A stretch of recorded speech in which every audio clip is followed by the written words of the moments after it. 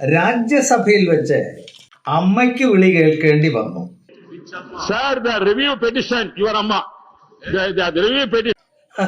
സന്ദർഭം ഇങ്ങനെയാണ്.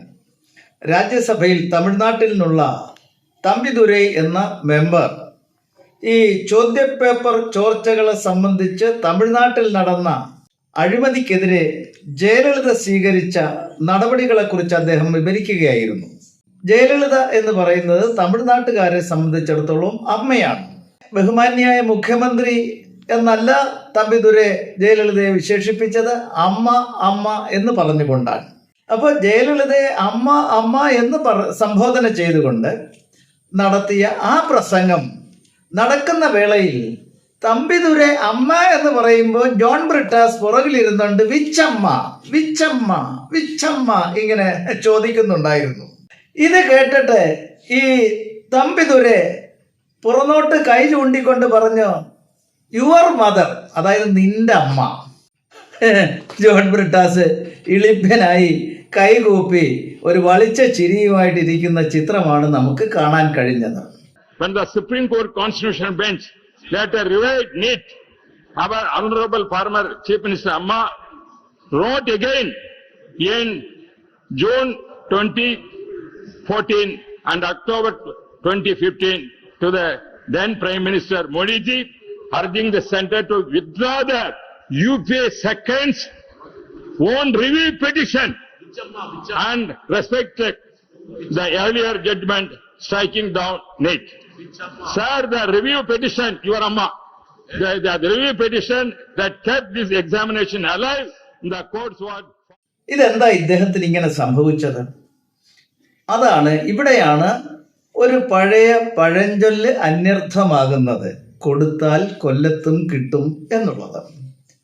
മാതാ അമൃതാനന്ദമയി അമ്മ ആശ്രമം നമുക്കറിയാം, അമ്മയെ അറിയാം, അമ്മയ്ക്ക് ലോകത്തെമ്പാടുമുള്ള പ്രശസ്തി അറിയാം, ലോകമെമ്പാടുമുള്ള ആരാധക വൃന്ദങ്ങളുടെ സംഖ്യയും അവരുടെയൊക്കെ ബഹുമാനവും ഭക്തിയുമൊക്കെ നമ്മൾ നേരിട്ട് കാണുന്നതാണ്.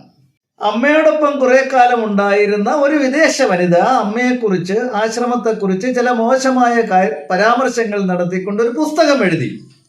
ജോൺ ബ്രിട്ടാസ് ആനന്ദ തുന്തിലനായി അദ്ദേഹം അമേരിക്കയ്ക്ക് പറന്നു, ആ സ്ത്രീയെ കണ്ടുപിടിച്ചു, ഇന്റർവ്യൂ നടത്തി, ആ പുസ്തകത്തെക്കുറിച്ച് ഇന്ത്യയിൽ, കേരളത്തിൽ പ്രത്യേകിച്ചും അതിന് നൽകാവുന്ന പബ്ലിസിറ്റി മുഴുക്ക നൽകി. ഇദ്ദേഹം, ഈ മണ്ടൻ വിചാരിച്ചത് ഇതൊക്കെ വരുമ്പോൾ മാതാമൃതാനന്ദമയി ദേവി ഒന്നുമല്ലാതായിത്തീരും, ആശ്രമം എന്നുള്ളത് ഒരു മരുഭൂമിയായി മാറും, അമ്മയുടെ സ്ഥാപനങ്ങളെല്ലാം അന്യാധീനപ്പെട്ടു പോകുമെന്നൊക്കെ ഈ വിഡ്ഢിയാൻ വിശ്വസിച്ചു. പക്ഷേ അമ്മയുടെ രോമത്തിന് പോലും ഒന്നും സംഭവിച്ചില്ല. അമ്മയെന്ന ആ ആധ്യാത്മിക ശക്തിയെ, സ്വരൂപത്തെ മനസ്സിലാക്കാൻ ഈ വിഡ്ഢിയാന് കഴിയില്ല. ഏതായാലും ഈ വിഡ്ഢിയാൻ പിന്നെ അങ്ങ് വലിയ മാർക്സിസ്റ്റുകാരനായി, താത്വികാചാര്യനായി, മുഖ്യമന്ത്രി പിണറായി വിജയന്റെ എല്ലാമെല്ലാമായി അങ്ങ് വർത്തിക്കുകയായിരുന്നു. അങ്ങ് കേന്ദ്രത്തിൽ പിണറായി വിജയനും കേന്ദ്ര ഗവൺമെന്റും തമ്മിലുള്ള ബന്ധങ്ങളുടെ ഇടനിലക്കാരനായി, ഒരു പാലമായി ഇദ്ദേഹം പ്രവർത്തിച്ചു വരികയായിരുന്നു. അപ്പോഴാണ് ഈ ഒരു കനത്ത പ്രഹരം ഇദ്ദേഹത്തിന് കിട്ടിയത്. അതായത് സ്വന്തം തള്ളയ്ക്ക് വിളി കേൾക്കേണ്ടി വന്ന, തള്ളയ്ക്ക് പേരുദോഷം സൃഷ്ടിച്ച ഒരു മകനായി ബ്രിട്ടാസ് അധപ്പതിച്ചു. ലോകം മാനിക്കുന്ന ഒരമ്മയെ അവഹേളിക്കാൻ ശ്രമിച്ചതിന് കിട്ടിയ തിരിച്ചടി, പരസ്യമായ തിരിച്ചടി, ലോകം മുഴുവൻ കണ്ട തിരിച്ചടി. അവിടെയാണ് ബ്രിട്ടാസെ ഞാൻ ഒന്നുകൂടി ഓർമ്മിപ്പിക്കുന്നു, കൊടുക്കുന്നത് സൂക്ഷിച്ചു വേണം, അതിൻ്റെ 10 ഇരട്ടി ശക്തിയായി തിരിച്ച് കിട്ടും എന്നുള്ളത് എപ്പോഴും ഓർക്കുക.